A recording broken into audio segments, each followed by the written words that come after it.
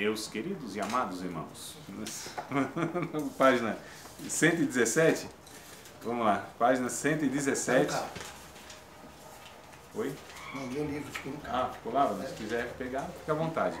Não, o carro está na oficina. Embora... Ah, tá. Aí fica difícil, é. Embora a gente vai fazer uma leitura né, em alguns pontos aqui, mas eu quero mesmo trazer uma reflexão naquela conversa boa que a gente tem, participativa, onde vocês me interrompem, não tem problema, questiona, acrescenta, faz um comentário, né? Então ainda mais aqui nesse ambiente assim, ó, nossa, benção pura. Vamos lá, amados, na página 117, nós falamos na última aula, não última semana, né? Então já fazem uns 14 dias, talvez até valha uma recapitulada. Alguém quer, inclusive, trazer algum ponto que lembra, se é que lembra de alguma coisa, os que assistiram o vídeo. Você falou sobre a pericorese divina, sim, né? Você falou, o último que o senhor citou dessa página foi o texto de João. Sim. E aí você falou do capítulo 15, do capítulo 16, do capítulo 17, né? Você foi trazendo. A trindade é vista, né, irmã Fabiana? Nesses, bem claro, pelo menos eu achei muito claro, né, os textos trazendo cada uma das pessoas da trindade, de fato são distintas, mas vai falando a respeito do Pai, a respeito do Filho, a respeito do Espírito Santo. Né? O que eu quero tratar com vocês hoje, inclusive, eu até vou pular a sequência do livro, que eu quero trazer a questão do Espírito Santo como pessoa, né? Mas aí é muito claro. Pode continuar, irmã. Não, foi só essa observação que eu fiz mesmo. Tá, então bora lá ver, escolhe mais uma informação e a gente faz uma recapitulação e... Tudo certo? Ninguém quer falar? Estão com medo? Não vale nota, agora não vale nota, pode errar, falar besteira, não tem problema. Nunca é uma besteira, né, irmão? A gente fala para falar besteira, mas nunca é, vou fazer uma pergunta, mas essa pergunta é boba. Não, não é. Se é dúvida, ela é importante. Por mais simples que seja para outros. Obrigado, amada. Tá chegando outras aqui para mim também, eu queria repassar para você também. Né? Mais alguém, amados, não? Fique à vontade, um de cada vez, todo mundo junto assim dá bagunça. Não? Então tudo bem. Estão meio tímidos, nunca vi um negócio desse. Queridos, a gente está tentando falar a respeito de Deus na possibilidade que a Bíblia traz para nós, obrigado, irmão, na possibilidade que a Bíblia traz para nós de nós conhecermos aquilo que a Bíblia ela revela e não explica. Aí que é a nossa dificuldade. Então revelação é uma coisa, explicação da revelação é outra coisa. A revelação é o que é mostrado, exposto, né, colocado na nossa frente. Mas entre ser colocado na nossa frente e explicado aquilo, é outra edição diferente. Então assim, a explicação para a Trindade não existe. Não tem. Porque foge da racionalidade, foge da capacidade de raciocínio e compreensão humana. É simples assim. Então é como se nós quiséssemos que o barro compreendesse o oleiro. Né? Existe essa distância que a gente chama de ontológica. É a distância de ser. Então Deus é um ser totalmente distinto de sua criação. Totalmente distinto. Ele é totalmente outro. Na verdade, Deus é. E nós estamos sendo por causa do ser de Deus. Não sei se dá para compreender esses termos. Só Deus é. Ele disse, eu sou. Esse termo eu sou lá na língua hebraica quer dizer o autoexistente. Ou seja, ele não depende de ninguém para existir. É único. Não só único, ele é originador de todas as coisas. Quem veio antes de Deus? De onde Deus veio? São perguntas que a gente faz. Né? E ninguém vai responder. Mas não há essa... Na cabeça de muitas das pessoas, em geral, não só cristãos, mas de onde veio Deus? E antes de Deus, o que existia? Não tem essas questões, né? A questão é, não existia nada, porque tudo que existe, existe dentro de Deus. Fora de Deus, se alguma coisa saísse, se tivesse a possibilidade de sair fora, né? Isso aí é até uma redundância, né? Mas de sair de Deus, caía na inexistência. Porque tudo que existe, existe nele. Atos, número capítulo 17, me parece que é verso 28, vai dizer que em Deus, nele, nós nos movemos, nós respiramos, nós existimos em Deus. Então tudo existe dentro de Deus. Inclusive, amados, os demônios, os anjos, tudo existe em Deus. Tá certo? Tudo se originou dele. É por isso que no final da história humana, tudo se convergirá a Cristo, porque dele saiu, dele se originou. Ele é criador de todas as coisas, visíveis e invisíveis. Quer seja trono, dominação, potestade, principado, né? Colossenses capítulo 1, verso 15 e verso 16 está escrito isso. Capítulo 14 de Atos, verso 17, vai dizer que é Deus, inclusive, que cuida da humanidade. Então, ele é Deus da sua criação. Não é Deus dos crentes. A gente quer reduzir Deus, né? Deus é Deus dos crentes. E o resto é filho do diabo. Aquela coisa toda. Não, Deus, ele inclusive abençoa justo e injusto. Faz a chuva descer sobre justo e injusto. O sol nasce sobre justo e injusto. Essas são as declarações da Bíblia. Demorou para mim ter essa compreensão. É porque a religião nos ensina que Deus, ele tem um grupinho, né? Ou um povozinho, que antes era Israel, agora é a igreja. Então nós somos treinados a pensar assim, né? Deus é Deus da igreja. Não, Deus é Deus da humanidade. Deus é Deus, inclusive, é meio estranho a gente ouvir isso, é Deus de Satanás. Então o diabo também é um servo de Deus. Frustrado, é verdade, ele não quer obedecer, não quer servir, mas ele faz isso. Porque toda a criatura está sujeita ao Criador. Então nós estamos falando de um ser que ultrapassa tudo e todos, toda a capacidade de imaginação. Ele habita na luz inacessível, né? Deus, a gente costuma dizer que ele não existe. Meio chocante, né, a declaração? Deus não existe no sentido que tudo que existe, existe. Tem um início e tem um fim. Deus é antes de todas as coisas e ele também vai ser depois de tudo. Deus não conhece tempo, passado, presente e futuro. Isso não existe para Deus. Deus não é limitado a tempo nem a espaço. A gente costuma dizer que ele é transcendente, concernente ao espaço e ao tempo. Então quem criou o tempo? Deus. A gente chama de cronos, né? Na língua grega. Então cronos, aquilo que pode ser cronometrado, medido, aquilo que pode ser avaliado como passado, presente e futuro. Deus habita no eterno presente. E onde Deus está agora, exatamente agora? No mesmo lugar que ele sempre esteve. Quando não existia nada e ele começou a criar, pela ordem bíblica, os anjos, depois a criação e os homens. Deus está no mesmo lugar.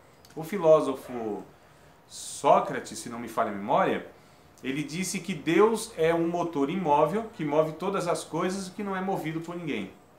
Ele está no trono. Capítulo 4 de Apocalipse vai dizer isso, né? Ele está no trono, governando inclusive a história. Ele, ironicamente, Deus tem bom humor, eu acho bem interessante isso. Em Isaías ele vai dizer assim: chama aí os deuses de vocês. Fala para que eles mostrem o fim das coisas desde o início. Eu faço isso. Eu sou o Senhor e não há outro além de mim. Então olha só que coisa linda. Então a gente está falando, não é de mais um Deus, porque não existe mais o único. Não existe deuses, né? Como o Rui falou, é único. Ouve, pois, Israel, teu Deus é o único. Só que o único, em Deuteronômio 6, por exemplo, que é o que eu estou me referindo, o único lá é unidade composta. Então Deus não é um Deus que é uma pessoa, mas é um Deus que é constituído de 3 pessoas, só que essas 3 pessoas têm a mesma natureza, essência. Aí é muito complicado, que já começa a dar um nozinho na cabeça, né? Como pode? Porque nós não temos nada que a gente possa comparar. Nada na criação que a gente tenha, assim, algo que fala, não, é parecido com isso. Não tem, nós não temos, né? Então é muito complicado. Tudo que a gente vai imaginar de Deus, porque o que Deus pensa dele não é o que nós pensamos dele. Entendeu? O que nós pensamos de Deus não é o que ele pensa dele. O que nós pensamos de Deus é a partir das nossas experiências religiosas, a partir de paternidades e maternidades que nós tivemos, a partir de comunidades cristãs ou de movimentos religiosos que nós participamos, a partir de livros e entendimento que nós temos a partir dessas leituras, a partir de professores, pregadores, pessoas que vieram nos falando de Deus, a partir de uma cultura. Então tudo isso vai contribuindo para que a gente construa no nosso entendimento, Deus. Mas ele é muito mais. Muito além, amados. Muito além. Né? Então eu acho interessante que a Bíblia ela vai mostrando quem é Deus. O problema nosso é que a gente lê a Bíblia sempre com óculos, com lentes dessas experiências, religiões, vertentes teológicas e etc. E aí a gente deve tentar então tirar esses óculos, né? E se aproximar mais da Bíblia, do Pai do nosso Senhor Jesus Cristo. E é o nosso desafio na teologia, essa reflexão. Que a proposta, inclusive, de muitas teologias, elas são denominacionais. Aí eu acho uma perda muito grande, porque a gente sempre está colocando um teólogo, uma vertente teológica, uma denominação, e a gente vai limitando a Bíblia, né? Porque a gente vai procurando, inclusive, compreensões para se adequar, para se ajustar àquilo que eu penso. E nós não devemos fazer isso, amados. A gente deve se esvaziar o tanto quanto for possível. Tá certo? Porque eu não busco justificativa na Bíblia para afirmar aquilo que eu creio. Não é assim, é o contrário. Quando eu vou lendo a Bíblia, as minhas justificativas vão se desmoronando. Né? E aí eu vou então sendo construído por essa revelação, por essa palavra de Deus. Que vai inclusive, porque assim, eu falo brincando, mas é uma brincadeira verdadeira. Que o que nós pensamos não são os nossos pensamentos. Nós pensamos os pensamentos daqueles que querem que pensamos os seus pensamentos. Vou tomar um copo d'água aqui. Por isso que é separado, né? Os nossos pensamentos não são os pensamentos de Deus. Sim, não tem como. Eles são muito mais elevados. São perfeitos o dele. Né? Os nossos não. Os nossos têm todos esses pressupostos. Diga, Mara.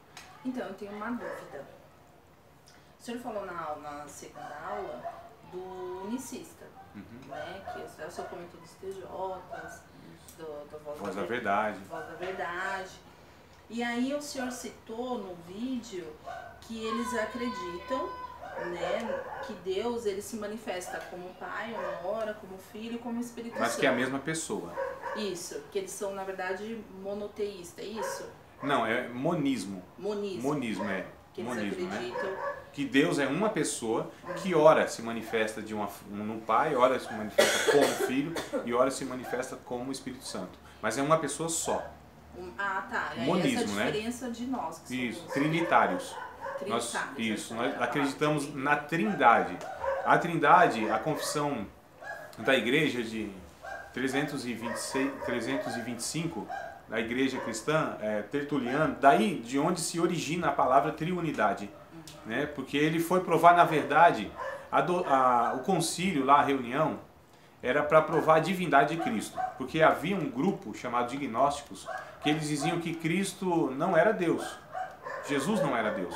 Inclusive o próprio Testemunho de Jeová até hoje afirmam isso, né? Alteraram lá o texto de João, capítulo 1, por exemplo, e outros mais. Porque a Bíblia, ela deixa claro. Nós tivemos cristologia, né? Eu acho que, sim, pelo menos espero que tenha ficado claro que Jesus é Deus. Embora também seja homem, percebe, amados, como... Quando a gente vai falar de Deus, sempre tem complicações, porque é fora da curva, né? Agora, o que eu pergunto, sabe por quê, professor? Porque assim, os TJs, ele tem uma conduta de culto, de outras coisas, sim, que difere, e a gente vê o contraste muito claro com o perfil da igreja cristã brasileira. O que é TJ? Testemunho de Jeová. Aí, a Voz da Verdade, não. Sim. Isso é bem... de culto, você está falando de liturgia, de forma tudo. de viver isso, Aí a minha pergunta implica em salvação? Sim. Quando a gente entra na área soteriológica, que é essa área, sim, não é uma opinião, não é uma abordagem periférica que a gente... isso aqui, ó, você crê... Como batiza? Batiza afogando o cidadão. Não, batiza jogando uma aguinha na cabeça, né? Sei lá, asperge lá, dá uma cuspidinha santa. Joga algum... Como é? Efusão. Como que... E a ceia? É com vinho? É com maguari, suco de uva? Como que vai ser, né? O pão é com fermento? É sem fermento? É único? É bisnaguinha? Essas coisas são periféricas. Essas coisas não vão alterar em nada a respeito da soteriologia. Agora, quando você nega uma das pessoas da Trindade, você está negando toda a Trindade. Jesus disse, quem recebe a mim, recebe o Pai. Quem não recebe a mim, não recebe o Pai. Rejeita o Pai. E assim também vale para o Espírito Santo. né? O Espírito Santo é negado como uma pessoa, não é nem questão de divindade, pelos testemunhos de Jeová, por exemplo. O Voz da Verdade, o que acontece? A liturgia, a forma de viver parece igreja evangélica, mas na doutrina, no ensinamento, eles não são igreja evangélica cristã, igreja cristã protestante. É um termo que hoje é complicado. Você vai falar, você tem que falar que é igreja cristã, protestante, ou é pentecostal, ou é histórico, ou é não sei o que. Aí, né, é difícil, é um monte de... Então eles são o quê? Eles são um movimento herético. Forte, mas é isso. É um movimento porque eles negam. Houve um tempo que a Associação Evangélica do Brasil pediu para que eles pudessem estar explicando, né? Ó, vocês afirmam isso, isso e isso. Falou, não, a gente não deve satisfação para ninguém, não. Nós somos um movimento independente. Então é complicado, né? Então a igreja, na época, alguns líderes e tal, chamaram para falar, não, irmãos, vocês estão ensinando coisa que não é assim. Porque a gente tem uma história, por exemplo, a confissão de Nicéia, Concílio de Nicéia vai dizer, olha, o filho é igual ao pai, por sua vez é igual ao Espírito Santo. Então quem é o filho? É Deus e Deus, luz e luz, criador, gerado, mas não criado, de onde procede todas as coisas. Igualmente o Espírito Santo, que provém de um, que provém de outro e tal e tal. Então assim, eles negam a Trindade. Então negou a Trindade, está negando uma doutrina fundamental. Não é uma doutrina periférica. Ah, a gente acredita que os dons espirituais são para hoje. Não, a gente não acredita. A língua só foi para aquele tempo. Essas coisas, sabe, não, a gente diz na teologia, o termo mais técnico, refinado, não enfrói nem contribui, não fede nem cheira.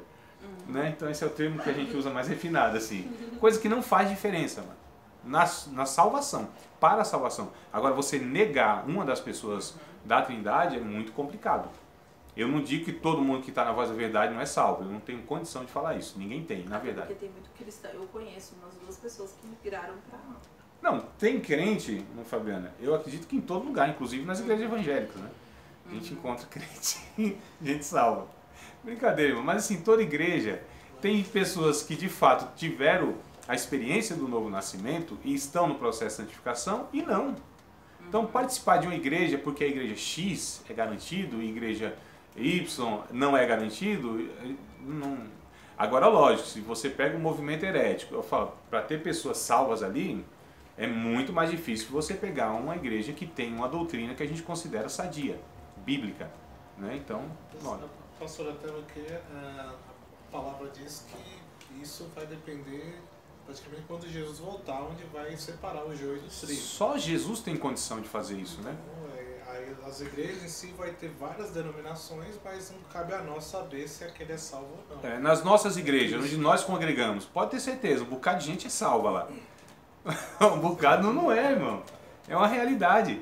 Quem dera, né? Oxalá, quisera eu que onde todos nós estivessem salvos. Né? Todos onde nós congregamos, mas não é a realidade. O que quer dizer mesmo, Oxalá? Quisera eu, tomara que fosse, né?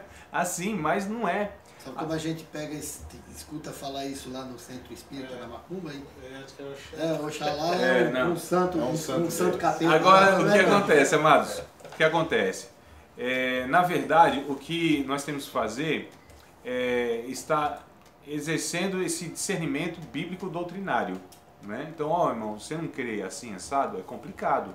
Nós cremos, nós somos cristãos, porque existe, apesar dessa diversidade, existe, se você reunir os líderes, os principais líderes evangélicos do mundo, numa sala como essa assim, você crê na Trindade? Creio. Você crê na infalibilidade das Escrituras? Creio. Você crê na expiação vicária de Cristo? Creio. Você crê nisso? Então, as coisas principais, a maioria vão crer. E aí está tudo certo. O que vai dividir as igrejas, opiniões, são coisas periféricas. Né? Como eu disse, não altera nada. Agora o que a gente tem que se preocupar é justamente se uma igreja declara não crer numa doutrina fundamental que é esta. Então você fala como se de Jeová, não, o Espírito Santo não é uma pessoa. É muito complicado.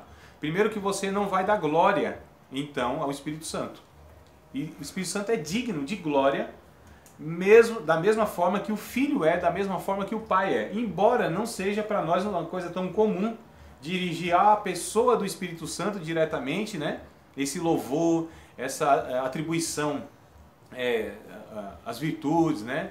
E elogiá-lo e etc.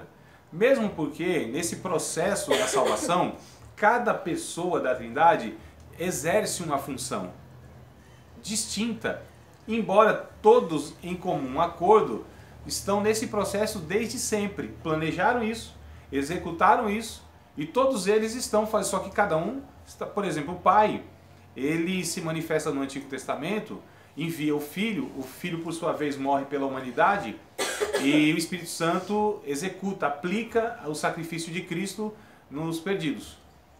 Mas percebe que são funções distintas?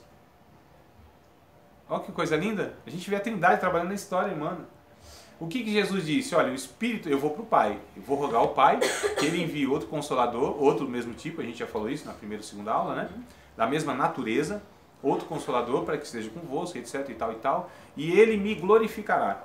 Qual é a função principal do Espírito Santo? Convencer o pecador a respeito de que Cristo é o Salvador dele, santificar essa pessoa e construir nessa pessoa a imagem e semelhança de Cristo. Essa é a função do Espírito Santo. Mesmo porque o adjetivo é santo. O Espírito é santo. Então a função principal dele é santificar o crente. O que é santificar? O que é santificação, biblicamente falando, não o que a gente tem por ideia por aí. É fazer com que essa pessoa se separe e consagre a sua vida a Deus. Ou seja, sua vida de serviço e adoração a Deus. Como nós servimos e adoramos a Deus? À medida que a gente vai sendo edificado na pessoa de Cristo, à medida que a nova criação, a nova humanidade, que é o 2 Coríntios 5,17, os que estão em Cristo é nova criação, as coisas velhas passaram e agora tudo vai se fazendo novo. É um processo, inclusive, né? Não é estanque, não é algo de uma vez só, mas é um processo. E o Espírito Santo que está nesse processo. Então, nós vamos sendo construídos à imagem e semelhança de Deus, que é um novo ser humano que Deus está construindo em Cristo. Cristo é o ser humano como o ser humano deveria ser. Porque a gente pega o Jesus, né? Fala, quem é Jesus? Jesus é Deus como era e o ser humano como deveria ser. O primeiro Adão falhou, o segundo Adão, que é Jesus, esse é o que Deus está construindo. Deus, o Pai, amou tanto o seu Filho que quer agora construir todos a imagem e semelhança do seu Filho. E é nele que nós estamos sendo construídos. Como a gente evidencia a salvação na vida de uma pessoa? Pelos feitos, pelas realizações? É meio falho isso. Tem até uma certa eficácia, né? Porque o fruto... Mas é porque assim, fruto é muito confundido com realizações. Fruto não é o que eu faço. Ah, dei minha vida como mártir lá num país islâmico. Ah, isso aí é crente, hein?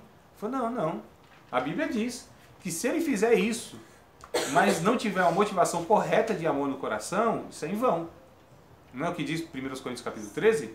Se eu der a minha vida como mártir, se eu der o meu corpo a ser queimado pela causa, olha só, mas a motivação não for correta, amados, então as obras nem sempre elas são tão eficazes assim para mostrar para nós quem é a pessoa. Então, o que seria o fruto? É o resultado de uma natureza. Isso é o fruto. Isso é evidência de salvação. Amor, gozo, paz, longanimidade, benignidade, bondade, fidelidade, mansidão e domínio próprio. Aqui é uma característica muito forte do caráter de Jesus sendo formado no crente. É por isso que os dons não são um critério, não é parâmetro para a espiritualidade. Agora o fruto sim. Aí sim, o fruto dificilmente ele vai ser imitado por muito tempo. Né? Porque assim, um religioso engana muitas pessoas por pouco tempo. Poucas pessoas por muito tempo. Mas todo mundo o tempo todo não dá. Uma hora falha. Não tem como. Então se mostra. Então é natureza, amados.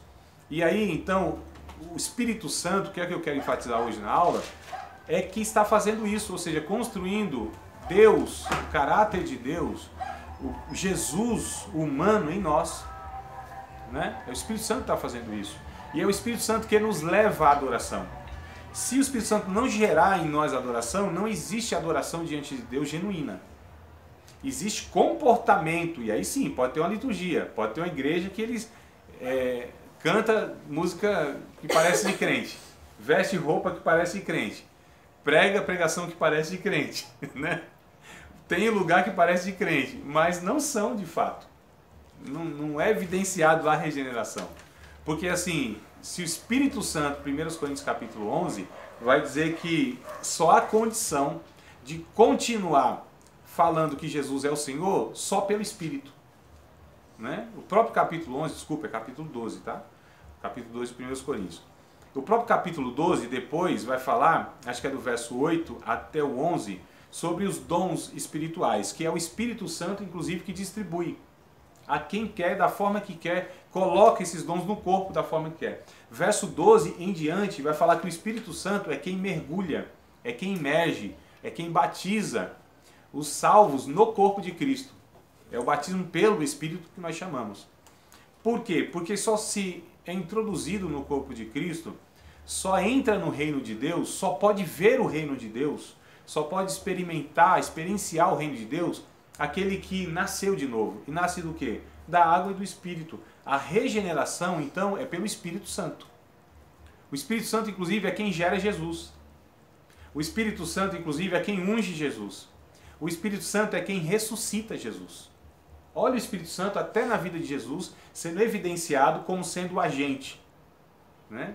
O ativo mesmo, aquele que está fazendo todas as coisas. O Espírito Santo, diz o Salmo, que é enviado à terra para renovar toda a terra, a criação. Ele é sustentador de toda a criação. O Espírito Santo, lá no capítulo de número 1 de Gênesis, aparece também pairando sobre a face do abismo. A ideia lá do original, na língua hebraica, é como mais ou menos uma ave chocando os seus ovos, ou seja, gerando calor, e com esse calor vai gerando vida, que é a única coisa que a ave faz quando choca, né? Transmite calor. Nesse processo, misteriosamente, como é o processo da fecundação, o processo da geração, isso é misterioso, irmãos. Eclesiastes capítulo 11 diz isso, né? Eu entendi uma dúvida, a questão dos milagres. Jesus falou que nós faremos muito mais do que ele, né? Do que ele. Em escala. Em escala. Não em dimensão, no sentido assim, coisas mais extraordinárias, mas em escala, né? Em escala, tudo bem, de replicar, vamos dizer, os milagres. Em maior número. Sendo que, na mesma Jesus fala que muitos viriam aí e falar, eu fiz aquilo, fiz milagres, fiz tantas coisas e nunca vos conheci. Malditos. Tá, como é que eu vou diferenciar que é o Espírito Santo trabalhando na vida dessa pessoa, mesmo ela fazendo os milagres de Deus, né?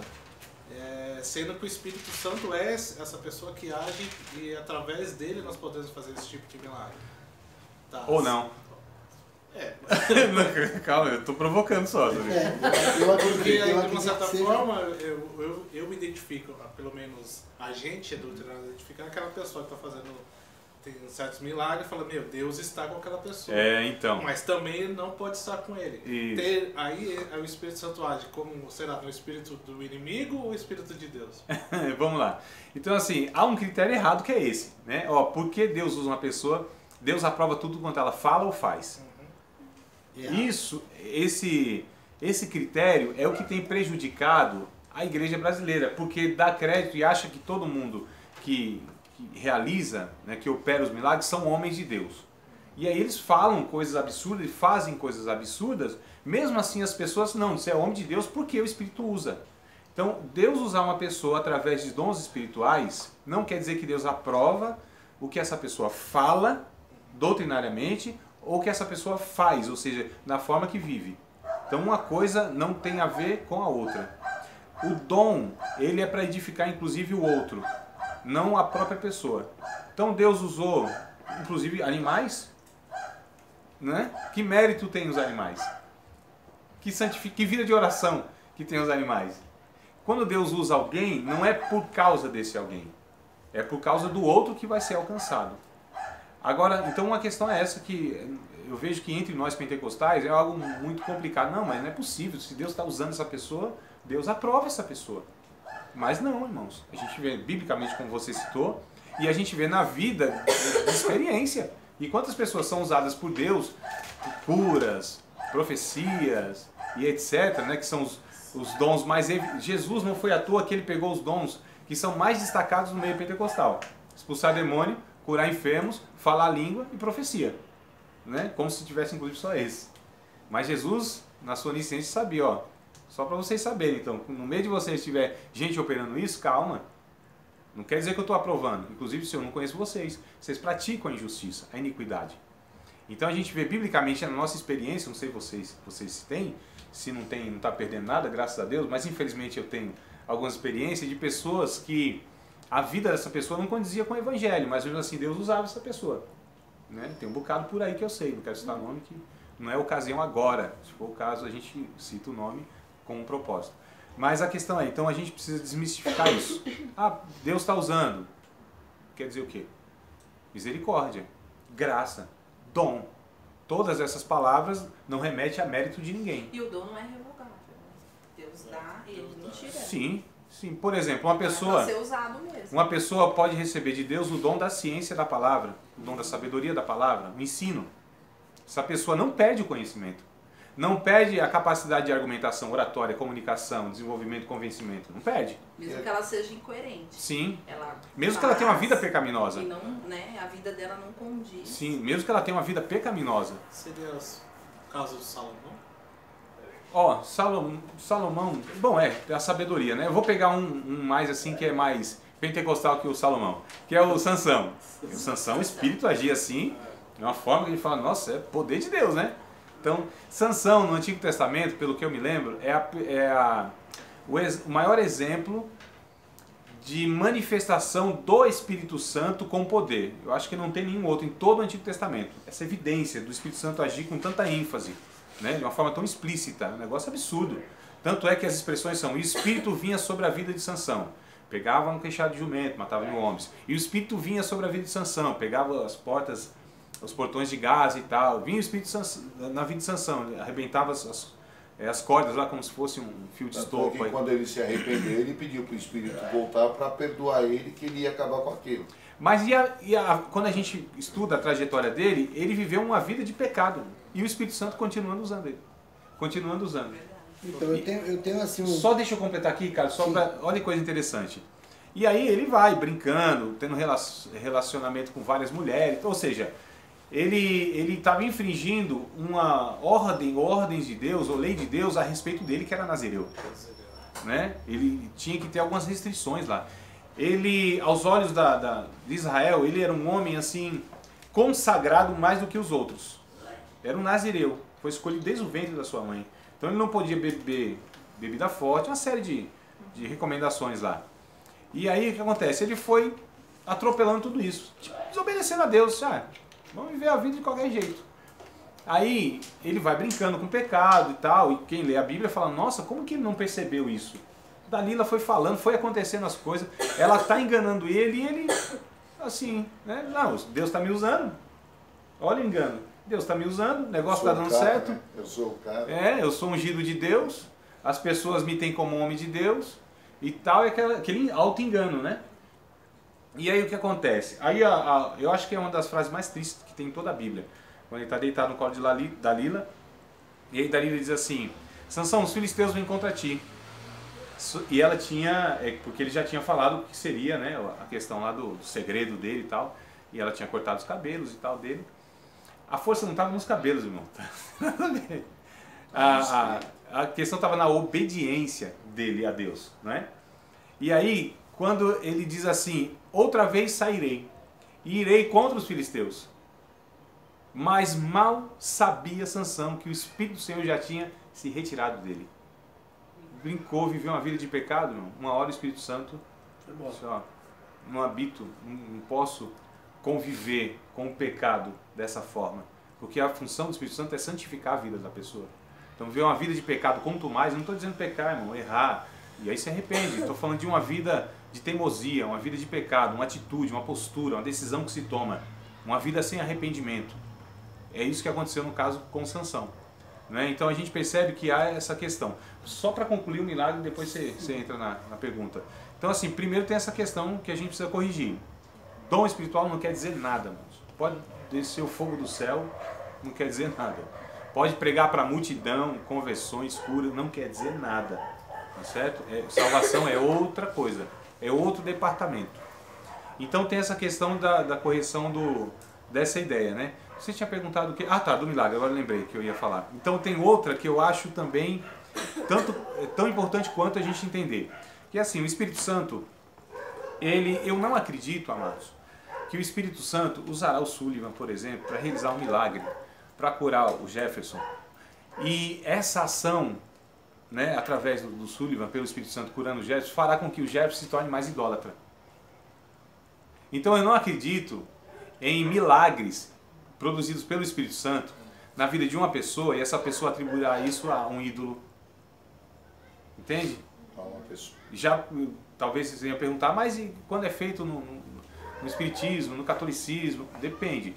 Se esse milagre faz com que essa pessoa atribua, glorifique a imagem, a entidade, a sei lá o que mais, e não a Deus, não foi o Espírito Santo que fez isso.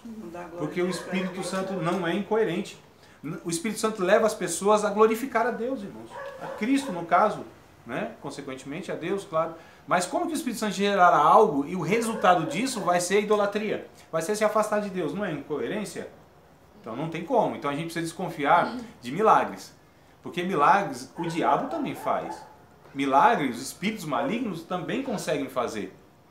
Isso é fato, irmãos. A Bíblia vai mostrar, em Apocalipse, nos últimos tempos, a ação satânica será tão poderosa na terra que haverá prodígios. O que são prodígios? São coisas assim que deixam as pessoas de boca aberta, né? Sinais assim extraordinários, que espanta.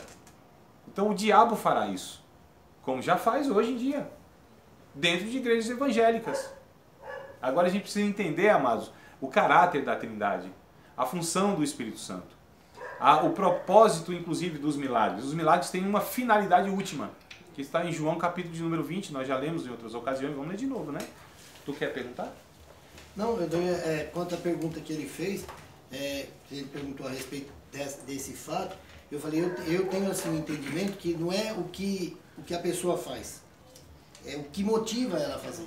Entendeu? Que, inclusive você citou aqui já no começo da... Isso, é o motivo. O que a motivação... ele, é a motivação que ele teve para fazer aquilo. Se aquilo veio por amor, foi amor, com certeza é o mover do Espírito Santo. O problema é a gente saber a motivação, né, cara? Não dá para mim saber. Não tem como, irmão. Não tem como eu saber o que motivou. Só Deus. É a mesma coisa que eu falo muito a respeito de oferta também. Não é o que eu dou lá no altar. É o que me motivou eu dar. Isso, entendeu? Então eu costumo falar que Deus não recebe nada que eu dou. Nada. Se não receber nada você, claro que não. Ele não recebe nada que eu dou. Ele recebe o que o meu coração dá. Quando é feito com amor, com o coração, ele recebe. É igual Deus não ouve oração, né? Deus vê a oração. Né? Deus diferente. Vê. Exato. Então, tio, o que era? Quer fazer o quê? Ler alguma coisa? João 20. 30. Acho que é o 30, né? Que diz que Jesus operou na presença de seus discípulos muitos outros sinais, mas esse, porém, for escrito para que creiais que Jesus Cristo é o Filho de Deus e para que crendo tenhais vida em seu nome. Então esses sinais, eles estão escritos para que, isso aqui é uma finalidade. Então para que são os sinais, os milagres? Finalidade última, né? Objetivo último, objeto do milagre é igual aquela frase que tem, que o sábio aponta para a lua e o tolo fica olhando o dedo do sábio. Ou seja, o que são os sinais do milagre? É o dedo, irmão, aponta para algo maior, que é o Cristo. Então os sinais foram escritos e são operados para que as pessoas creiam em Jesus Cristo, para que crendo nelas tenham a vida eterna. Então os sinais, os milagres têm um objetivo, levar as pessoas... Os milagres é uma ratificação da mensagem da salvação, tá certo? É um reforço, vamos dizer assim, né? É um upgrade, tá certo? Os sinais, os milagres, eles são como que uma seta, né? Que aponta para algo maior. Então não é o milagre pelo milagre. As pessoas glorificam mais o milagre do que o operador do milagre, que é o próprio Espírito Santo. As pessoas ficam tão extasiadas, tão alucinadas, né? Tão hipnotizadas, tão fascinadas pelo milagre, que esquecem de Deus, amados. E aí isso vira quase que uma obsessão. Igrejas que são apoiadas no ministério nos milagres. Não é mensagem de salvação. Não fala de arrependimento. Não fala de consagração a Deus. Não fala de serviço à humanidade. Não fala daquilo que é o Evangelho. É milagre, é milagre, é milagre. A tônica lá é milagre. O chamariz é milagre. É milagre para todo lado. É a tarde do milagre, é a noite do milagre, é não sei o que do milagre. O milagre é onde A igreja gira em torno disso. E aí, irmãos, milagre não acontece todo dia. Milagre é extraordinário. É porque a gente não vê a igreja como um produto. É. Ah, eu tô precisando. Ah, um self-service, na verdade, né? A igreja tem se tornado hoje, muitas vezes, esse self-service, onde o milagre, na verdade, é assim, a gente tem um pensamento que o que tem se tornado muitas igrejas no Brasil. Os púlpitos têm se tornado um balcão de venda, o pregador, o próprio vendedor, o público, os clientes, e o produto é o evangelho. Mas não é o evangelho em si, é o milagre. Essa proposta. Que você estava falando com ela numa outra aula, né? Que a gente já fala errado, né? Que eu conheci sua voz, que você falou, a gente já passa errado, olha o que Deus fez na minha vida. Professor, mas deixa eu te fazer uma pergunta. A gente está falando da pessoa do Espírito Santo dentro da Trindade. Eu ouço muito, assim, eu fui visitada por Deus. A gente canta, mora em mim, mas o Espírito Santo não está em nós. Sim, ele habita em nós, né? Habita. Né? 1 Coríntios 6 eu sou e 19. convertida, eu tenho 7 anos, mas o que eu ouço muito assim de uma amiga minha pessoal, eu acho que é hábito, né? A gente acaba reproduzindo, mas eu fui visitada pelo Espírito Santo. É um e termo. A gente canta, mora em mim. Mas ele já mora, visto do que o senhor é o pedido, a oração, né? O canção, Espírito Santo mora em mim. Não, a gente tem louvores, né? É isso, é a gente isso. canta, eu canto. É igual que derrama a tua Shekinah sobre nós. A gente não canta isso aí? Esses termos a gente só reproduz, mas na realidade o Espírito Santo já está dentro de todos nós, né? Eu não expliquei esse termo para vocês um dia, não? Explicou. Derrama a explicou, Shekinah? Então assim, é uma falta de compreensão e aí, claro, a declaração é equivocada, errada. O Espírito Santo, ele, a partir do momento que uma pessoa aceita Cristo, o Espírito Santo já estava antes sobre a vida dessa pessoa, porque não haveria possibilidade de ninguém aceitar a mensagem do Evangelho se o Espírito Santo não estivesse ali influenciando, convencendo do pecado, da justiça e do juízo. É porque eu acho que a gente não tem consciência às vezes, né? Sim. Que o Espírito Santo tá com você, tá dentro da gente. Mora, é habitação. Então, mas e aí, às vezes a gente fica querendo, que eu acho que, não sei, eu acho que é influência do catolicismo. Que mas eu acho do que nosso, né, da nossa cultura também. Isso que eu tava refletindo na fala de vocês, eu acho que é mais uma fala no sentido figurado, né? Porque às vezes a gente sabe que Deus está aqui, que o Espírito Santo está aqui, mas a gente não sente. Sim. Então eu vejo essa fala no sentido figurado, né? Mas sim, pode desculpa. No sentido figurado, assim, como se eu sei que ele existe, mas eu não estou sentindo a presença dele, então eu chamo a presença, eu não sei. Olha que coisa interessante. No sentido figurado, nós né? pentecostais nós precisamos sentir. A gente quer sentir, né? A gente Quer nessa ter parte é certeza. mais tomé do que qualquer coisa, porque nós precisamos de uma evidência É mais gostoso. concreta. O choro, Sim, né? então. A gente quer Mas o que acontece? calor, né? Não sei. Existe um apelo emocional muito grande, amados, tá certo? Nessas questões. E assim, quando eu olho para o apóstolo Paulo, quando eu leio as escrituras, principalmente no Novo Testamento, eu vejo que há um equívoco muito grande nesse nosso comportamento, no nosso pensamento e, consequentemente, no comportamento. Porque, assim, muitas vezes é fato, vocês sabem que eu vou falar porque aconteceu na vida de vocês. Se não aconteceu, eu vou ter que andar um pouquinho mais com vocês. Quantas vezes nós nos sentimos abandonados por Deus? Solitário. A gente sente dor de barriga, dor de cabeça, tudo menos a presença de Deus. Quem nunca, né? Eu tô falando isso por uma experiência particular minha. Não, todos nós. Né? Bem-vindo ao grupo. Eu falei isso de conhecimento de causa, porque muitas vezes, assim, todos nós. eu tô ali na igreja, todo mundo rodando peão, e eu, gente... Eu falo, Essa foi Agora veja assim, não bem, tiro nada. amados, Deu nada. Tô sentindo. olha que coisa interessante. Então, olha só quantos equívocos são passados para nós. Porque a nossa vida não deve, não pode ser regida por emoções, amados. Tá certo? Quando a emoção quer reger a nossa vida, a razão deve dominar isso. Isso é bíblico. Isso é saudável. Experiência que vocês devem ter também. Todas as atitudes, toda decisão, toda palavra proferida, motivada pelas emoções, consequência teve que aguentar depois, teve que pedir perdão, falou no calor das emoções. Então o que pauta a nossa vida é o que eu sei, não é o que eu sinto. O coração é enganoso, mais do que todas as coisas, não é? Se agir mais com a razão, né? Exato, a razão bíblica. Agora, por exemplo, eu sei em quem tenho crido, Paulo disse. Ele disse, eu não sinto em quem tenho crido. Essa questão de sentir Deus ou não sentir Deus, o que isso quer dizer? Então nós somos chamados para andar não por vista, sim por fé, na convicção. Embora eu não possa, não é o meu caso aqui agora, mas embora eu não sinta Deus aqui agora, mas eu sei que Ele está aqui. Eu não preciso sentir. Eu tenho convicção. E a eu certeza sei que Ele existe, né? Eu sei quem Deus é, amados.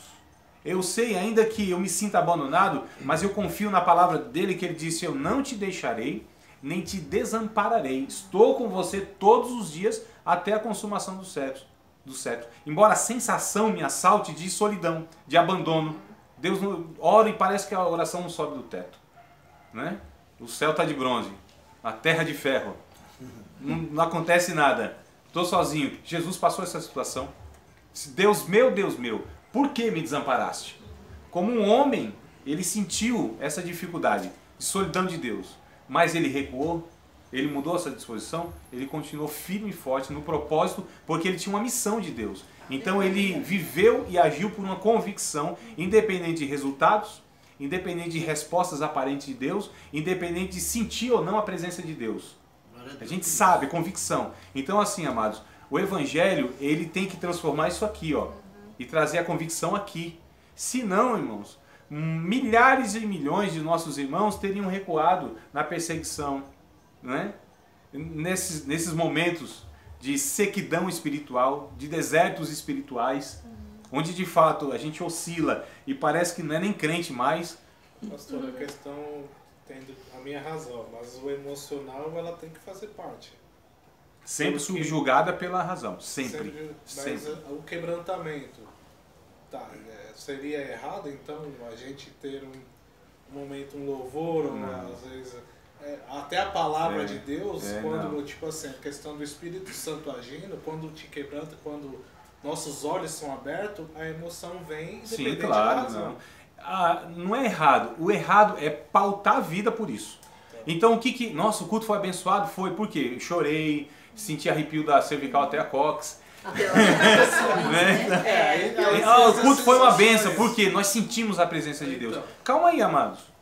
Que culto que é atribuído a Deus que não é uma bênção? Então o que está determinando que é bênção ou não? O que eu sinto são as minhas emoções, aí eu vejo como algo muito perigoso. É que assim, nesse momento do não sentir, é o momento que a gente para. Eu já cheguei a pensar assim, eu não estou sentindo, não estou ouvindo Deus falar comigo, não estou tendo nenhum sinal, então quer dizer, será que eu creio? Aí, em algum momento, então eu não creio mais, eu vou embora. Mas aí, pela fé hoje, né, conhecendo, né, a palavra, não, eu creio que apesar de eu não ter a consciência, não ter o sentimento, eu creio que o Senhor está aqui. Imagina Jó. Mesmo eu passei um momento de depressão e tal, e as minhas orações eram essas. Eu falei assim, não, Senhor, não estou entendendo, eu creio em Ti, eu sei que a você última tá coisa aqui, que sente é a presença de Deus. E eu estou sofrendo, mas assim, era estranho para mim. Então hoje eu tenho, até pela aula de hoje, eu sei que isso é algo que é factível de acontecer. Imagina Jó, amados. Jó passando toda aquela dificuldade, Deus simplesmente se calou para ele. A gente poderia também falar assim, André, que o Espírito Santo tem um momento certo de fluir. Ele está dentro de nós, mas ele não vai ficar se manifestando o tempo todo. Imagina a gente trabalhando e lá. Não, eu acho que quando o louvor que a irmã falou assim, mover em nós e tal, não é que ele vai vir naquele momento, mas ele está ali, mas ele vai fluir naquele momento, quando a gente prepara o ambiente, onde está ocorrendo os louvores, tal como o irmão falou, e a gente começa a pensar na consciência de quem é Deus, automaticamente a gente começa a se quebrantar. Sim. Mesmo não vendo ele diante de nós, mas a gente já começa a sentir a presença dele. Sim, e se não sentir, a minha pergunta, aqui que está a questão, e se não sentir a presença dele? Jesus se retirou para o deserto por 40 dias, com todo o poder que Jesus tinha, passar fome, passar tudo, e ele também não sentiu a presença de Deus. A questão é... Só que ele ficou 40 dias ali. Então ele sabia. Por uma convicção. Por uma convicção. Que ia chegar a hora dele. Que o pai ia recolher ele de volta. Ele sabia tudo isso. A questão é essa, amados. O perigo é de pautar o nosso nível de espiritualidade. Vou colocar esses termos que eu nem gosto, que eu acho que isso nem é bíblico, né? Mas só para a gente entender aqui, nosso nível de espiritualidade por essas sensações, por essas reações, por esses momentos. Essas coisas não pautam nossa vida espiritual. Essas coisas não querem dizer se Deus está conosco ou Deus não está conosco. Eu acredito que exige-se mais fé de uma pessoa que passa por essas situações, deserto, dificuldade, sequidão espiritual nesse sentido de não sentir a presença de Deus enfaticamente como nós pentecostais estamos acostumados. Existe mais fé dessa pessoa do que aquele que vive sentindo, né? Porque aqui é a prova. A consciência, né, André? A convicção, a compreensão. Você tem consciência do que sentir o arrepio. Você não sentia aquele arrepio, aquela emoção, mas você tinha consciência. Eu creio em ti, eu sei quem tu és. Sim. Isso já é Exato. Por exemplo, a palavra diz que Deus habita em mim. A palavra de Deus diz isso, né? E se eu não sinto a habitação dele? Não altera nada. Não tem dúvida. Porque eu creio na palavra de Deus. Eu não creio nas minhas sensações. Eu não sou regido, eu não vivo a minha vida por aquilo que eu sinto, e sim por aquilo que eu sei. Evangelho é convicção de ideias, tá certo? Evangelho é transformação de entendimento. Pouco fala do coração, embora as emoções tenham parte nisso. Nós somos seres que as emoções fazem parte. Você falou de quebrantamento, o quebrantamento não é a finalidade. O quebrantamento não é o objetivo. O quebrantamento não é o quebrantamento pelo quebrantamento. O quebrantamento ele tem a função de fazer com que aquilo que eu sei me leve a realizar algo. Então, o que é a prática, né? Então, o que é o quebrantamento? É a ponte que liga o que eu sei com aquilo que eu faço. A realização. Então, o quebrantamento é essa ponte, liga. Tem gente que só fica na ponte. Não chega lá, na transformação. Então, o que tem de gente sendo pautada por emoções. E assim, irmão, fogo caiu, culto, maravilha. Mas você percebe que essa pessoa se quebrantou e tal, mas nas relações não mudou nada. Foi para casa, porque atingiu, mudança, né? só atingiu aqui, ó, as emoções. As emoções, do jeito que elas vêm, elas vão. Não muda, né? O emocional não muda. Não transforma ninguém. O que transforma é entendimento, é convicção. Exato, é a expansão da mente.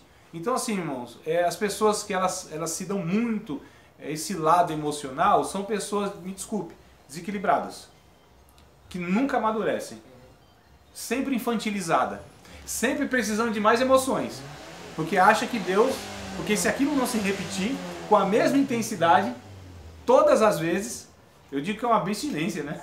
Queria ser uma abstinência, é uma dependência. É aquele que vai para a igreja só quer ouvir a voz de Deus, porque assim, lá é o lugar que eu posso ouvir a voz de Deus e onde eu vou ver meu milagre, né? Não sei se o senhor lembra do movimento Casa de Davi. Sim. Que praticamente no início do evangelho, praticamente não saía dos cultos deles. E a gente via praticamente isso, a emoção do começo ao fim. Só no momento do louvor, né? Só no momento do louvor que louvor seja presença de Deus. que já que se quebranta, chora e cai. Aí que eu questiono. Só que hoje vejo que, tipo assim, hoje tem amigos meus que estão afastados da igreja porque foi só emocional. A pauta era música, a pauta era choro, a pauta era sensação. É por isso que eu questiono, amados, essa ação toda poderosa do Espírito Santo que não leva as pessoas a se parecerem mais com Cristo. Que ação do Espírito Santo poderosa, que poder, que fogo é esse que cai no meio da igreja durante 1h30, 2 horas e não faz com que essa pessoa seja o melhor pai, o melhor filho, o melhor esposo, o melhor profissional, o melhor vizinho, o melhor parente. Eu não vejo sentido nisso. Não vê transformação, né? Eu não vejo evangelho nisso. Eu nunca rodei, nunca falei línguas, e também não pretendo falar. Já vi pessoas rodar do meu lado falar línguas. Não, se quiser também, tá bom, mano. Paulo diz, não pode falar. Na minha vez, mas acho também que não A questão, amados, é que essas coisas não devem ser. Isso não é o evangelho, amados. Isso é adendo, isso é acessório. Isso vem a reboque. Evangelho, salvação, mensagem da cruz, o que Deus quer de nós é que a gente se torne um ser humano como Jesus. Jesus nunca falou língua estranha, se vocês não sabem. Nunca, Mário. Você sabia disso? Ele nunca falou língua estranha, nunca deu um pulinho de um pé só. Nunca fez aviãozinho. Pelo menos não existe nenhum relato disso. Não tem. Não tem. E se isso fosse importante, em Jesus se manifestaria. Importante, eu estou falando em pé de igualdade com aquilo que é de fato evangelho. Eu não estou falando que essas coisas devem ser desprezadas. Eu estou falando que essas coisas não são acessórios. Por isso que a palavra diz, você quer ser meu discípulo, mostrar que eu sou seu discípulo, você é meu discípulo? Ame. Ame a pessoa. Acabou. Porque a gente complica, a gente começa a criar, você falou do ambiente, até assim, às vezes a gente vai em alguns eventos e já tá te esperando um lencinho de papel.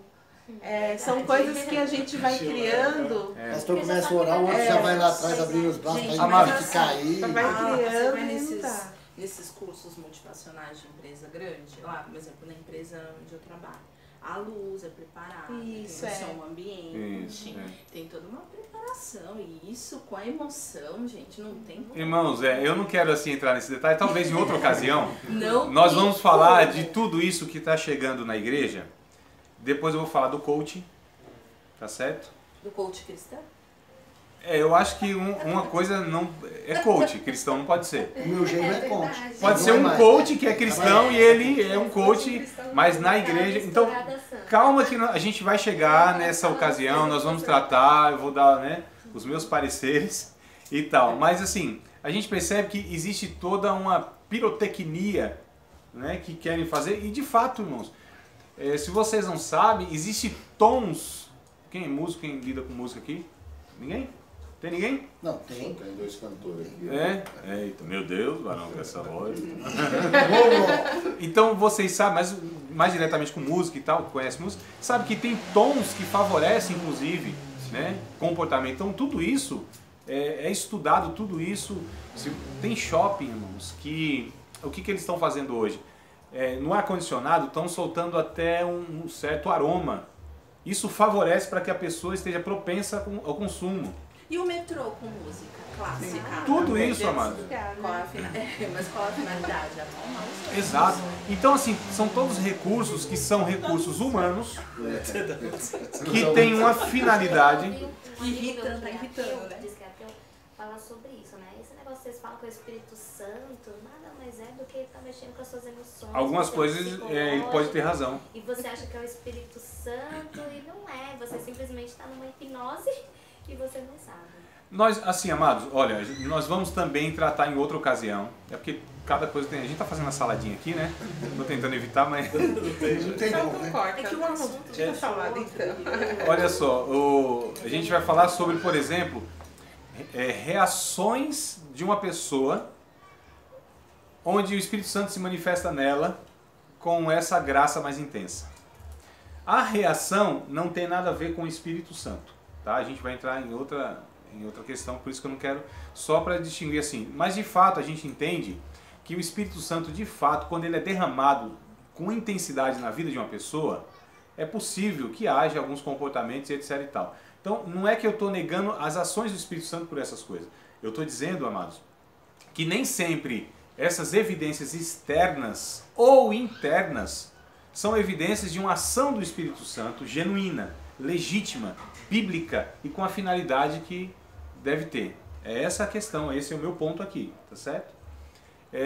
O Espírito Santo, quando ele age na vida de um cristão, de um discípulo, fato, essa pessoa ela vai adorar a Deus. Essa pessoa vai ter desejo de consertar a sua vida e pedir perdão com as pessoas que ela não está em acordo, em harmonia. Essa pessoa vai se arrepender do seu pecado. Essa pessoa vai ter um reconhecimento claro de quem ela é, pecador e precisa da graça de Deus. Essa pessoa vai ser levada a ser mais humilde, mais simples. Essa pessoa vai ter um desejo de servir mais a causa do reino. Essa pessoa vai desejar mais Deus, por causa de Deus. Isso fará com que essa pessoa compartilhe mais o Evangelho. Isso fará com que essa pessoa deseje mais conhecer a palavra de Deus. Isso fará com que a pessoa tenha um desejo mais intenso de viver em oração. Isso fará com que essa pessoa seja mais humana, mais sensível, mais companheira. Amados, são essas coisas sim que a gente fala, não, aqui o Espírito Santo tem agido. Tá certo? Então não são os barulhos, as mãos levantadas, os gritos, os uivos, os saltar, o correr. Não são essas coisas que evidenciam. Pode ser que isso seja uma reação por conta de um temperamento de uma pessoa, pode ser. Mas dizer que ali é o Espírito Santo e aquilo de fato é uma evidência da aprovação de Deus e que aquela pessoa não, amados. A não ser que isso aconteça e a pessoa, ela de fato se torne, amadureça, se torne um cristão, um discípulo melhor, como eu tenho falado aqui nas relações. Aí sim, opa, aí o Espírito Santo foi derramado com poder, hein? Me levou aí até uma pessoa me humilhar para ela, você me perdoa. Porque aí precisa ser cheio do Espírito Santo. É bem difícil. Precisa ser cheio do Espírito Santo. Precisa ser cheio do Espírito Santo para você não querer levar vantagem na vida. E sofrer o dano, prejuízo, inclusive com irmãos. Precisa ser cheio do Espírito Santo para o marido compreender a mulher e servir a mulher e vice-versa. Precisa ser cheio do Espírito Santo para persistir na educação do filho, que resiste à educação. Precisa ser cheio do Espírito Santo para não ter o coração preso nas coisas, preso demasiadamente nas coisas materiais e usar essas coisas materiais para alcançar uma finalidade última, que é servir o ser humano. Precisa ser cheio do Espírito Santo para negar o seu próprio eu, suas vaidades, irmãos. Viver uma vida mais simples. Precisa ser cheio do Espírito Santo para viver, nesses tempos que nós vivemos hoje, sem ódio no coração, sem discurso de ódio, sem ser uma pessoa rancorosa, sem ser uma pessoa intolerante. Precisa ser cheio do Espírito Santo. Precisa ser cheio do Espírito Santo para conviver no meio de crentes que muitas vezes não demonstra irmão ser discípulo de Jesus. Precisa ser cheio do Espírito Santo para ensinar a Bíblia. Precisa ser cheio do Espírito Santo para de fato exercer um louvor adequado diante de Deus no meio de uma plateia que muitas vezes quer nos ovacionar por aquilo que nós estamos fazendo. E para que a gente não tome aquilo para nós, mas devolva aquilo a quem é digno de glória, que é o próprio Cristo. Precisa ser cheio do Espírito Santo para ser pastor de uma igreja e não ter as pessoas como as almas sendo sua, domínio, manipulação. Precisa ser cheio do Espírito Santo para não ser um pregador que utilize dessa habilidade para tirar proveito próprio. Precisa ser cheio do Espírito Santo para um bocado de coisa, poderia ficar aqui tempos e tempos. Não, precisa ser cheio do Espírito Santo para isso, para isso. Aí essas coisas sim, a gente vai vendo, opa, aí são evidentes, aí são frutos. Aí é resultado de uma nova natureza. Além disso, amados, é passível de questionamento, eu duvido, eu estou meio incrédulo para algumas coisas ultimamente, né? Eu só creio naquilo que é bíblico. Então, essa questão, a gente precisa entender a natureza desse espírito, a função desse espírito no processo da regeneração da humanidade. A gente precisa entender que o Espírito Santo é o próprio Deus, certo? E nós devemos, inclusive, sendo Deus, sendo uma pessoa, ele fala, tem inteligência, tem vontade, e expressa essa vontade no nosso coração. A gente precisa ter uma sensibilidade muito grande para não confundir a nossa voz com a voz do Espírito Santo. Isso é comum, irmão. E as pessoas falam, não, mas o Espírito Santo falou comigo. Ah, o Espírito Santo pôs no meu coração tal coisa. Ele não vai ver nada. É o desejo da pessoa. Né? Ele deseja tanto que ele acredita que... A gente pega o Espírito Santo como um álibi, como um cúmplice para cometer tal crime espiritual. Mas quando o Espírito Santo deseja fluir na nossa vida para fazer algo na vida de alguém, a gente sente aquele desejo forte, por exemplo, de abençoar a vida de um... Nem sempre. Nem sempre. Porque o Espírito Santo já nos falou que é para fazer pela palavra de Deus. O Espírito Santo que gerou as Escrituras, né? Então, se ele gerou as Escrituras, está claro a vontade dele, ainda que eu não sinta. Então, tem muito mais coisa que tem coisa que é muito mais matéria de obediência do que de vontade. Amar, por exemplo, não é sentimento. Amar não tem nada a ver, biblicamente falando, amar não tem nada a ver com sentimento, embora amor envolva sentimento. Mas amor é mandamento. Sendo mandamento, é matéria de vontade, pode ser obedecido. Sentimento, ele não é controlado. Sentimento eu não controlo. Vem sobre o meu coração, né? Não, isso aqui eu não vou sentir, isso aqui eu vou sentir, né? Tanto é que os casais, muitas vezes, acabou o amor entre nós e a gente vai separar. Não acabou. Decidiu-se que não ia amar mais. Porque amor é matéria de vontade. Amai os vossos inimigos. Isso é o quê? É uma ordem, não é? Então tem que ser obedecido. Marido, amai a esposa. Isso é uma ordem, não é? Então isso tem que se traduzir em comportamento. Comportamento. Então amor é comportamento. Amor é matéria de vontade. A gente muitas vezes é ensinado que o sentimento, irmãos, é o centro da nossa vida. Não é. Aqui que está o grande problema. Então, é distorcido, né? É só que os homens estão matando as mulheres. Matou por amor, né? Que amor é esse? Que amor é esse? Matou por amor. Olha o cúmulo que nós chegamos à compreensão de amor. Se mata por amor. Isso é possível? É impossível matar por amor. O amor não é egoísta. O amor não é invejoso. O amor não tem aquele bem como seu próprio, como objeto de posse. Então quem mata por amor, mata por esses motivos, né? O que acontece? Entendendo a natureza do Espírito Santo, entendendo que o Espírito Santo que gerou as Escrituras, eu sentindo ou não, eu faço. Por que eu faço? Porque o Espírito Santo colocou uma convicção dentro de mim. Por que eu vou abençoar outro? Porque eu senti os irmãos da CCB, vou falar em código aqui, né? Só para não falar Congregação Cristã do Brasil, né? Falei já. Então, assim, é aquele negócio, eu prego se eu sentir. Não tem que sentir coisa nenhuma. A nossa natureza nos faz sentir tudo que é contrário a Deus. É fato. Por que eu prego? Porque Deus disse que eu tenho que pregar. Acabou. O compartilhar o evangelho não é um mandamento? Não é? Sim. Eu nunca... não matarás não é um mandamento? Sim. Não adulterarás não é um mandamento? Eu nunca vi ninguém falando assim, Senhor, é de tua vontade, ó Pai. Porque eu estou vendo uma mulher que, nossa, é muito mais bonita que a minha esposa. Será que eu devo ou não devo adulterar? Já viram alguém orando assim, Senhor, eu tô com uma raivinha de um fulano, eu queria matá-lo, assassiná-lo. Devo fazer ou não devo? Ninguém faz isso, é um mandamento, claro. E pregar o evangelho não é um mandamento, claro? Por que a gente ora? Uma coisa estranha. Precisa sentir para pregar, né? A gente precisa sentir, né? Precisa ser revelado. Acontece muito isso, né? Sim. Só vou se eu sentir. Não tem que sentir coisa nenhuma. Se Deus já falou claramente, é para fazer isso, isso e isso. O caráter de um discípulo meu é assim, assim, assado. O comportamento conjugal é assim, assim, assado. O comportamento com o patrão tá claro. A gente vai lá e obedece, amado. Explícito. Sentindo ou não. E ele dá ordem, ide pregar o evangelho. Isso, não, são mandamentos. A gente tem que entender a natureza do Espírito Santo, saber que o Espírito Santo habita em nós, para que a gente tenha um comportamento de um discípulo de Cristo. Agora, lógico, eu não estou falando de hipocrisia. Não é isso. Vou me comportar a todo custo. Claro que não, amados. Agora, se a gente for só fazer as coisas, quando vier o desejinho no coração, amados... Só vou comer e dormir. É igual o irmão disse assim, irmão, não senti de ir na aula tal, assim, eu falei, irmão, você vai sentir quase toda noite de não ir na aula. Depois de um dia, né, a tribulação, tal, problema, não tem que sentir. É claro que nós temos que fazer as coisas com prazer, com alegria, com desejo.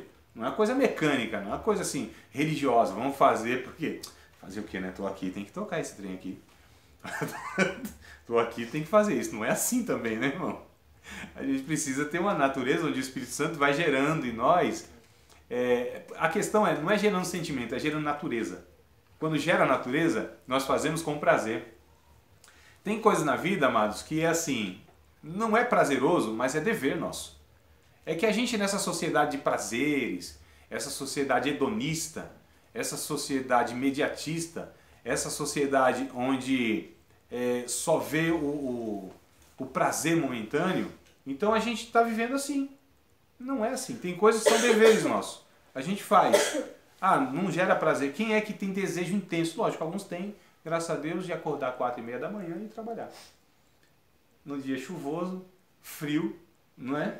No final do mês, que o dinheiro já acabou tudo, alguns têm. No mas... final do mês. Não, já. 2 dias depois, né? Então, quis agravar as coisas. Então, o que acontece, amados? A gente faz as coisas por dever. Não é por sentir. Senso de dever. Responsabilidade.